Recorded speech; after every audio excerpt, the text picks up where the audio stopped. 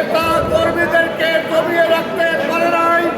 আজকের এই বিদ্যুৎ বন্ধ করে দিয়েও প্রমাণ হয়েছে রাজশাহী মহানগরকে দমানো যাবে না।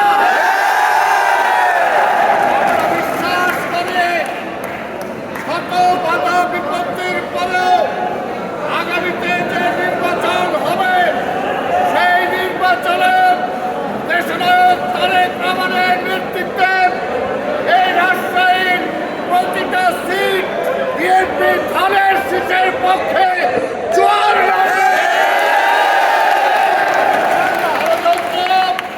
আগেও হয়েছে, এখনো হচ্ছে।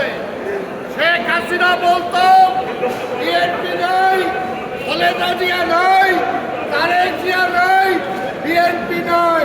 কিন্তু আবার ভয়ের চোটে নির্বাচনও দিত না, বলতো নির্বাচন দিলেই তো তারেক ক্ষমতায় চলে আসবে।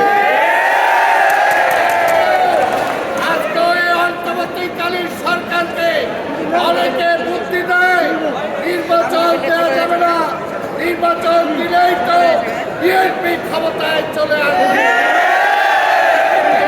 জনগণের দল, জনগণের পাশে 17টা বছর আপনারা ছিলেন, আপনারা আন্দোলন করেছেন, সংগ্রাম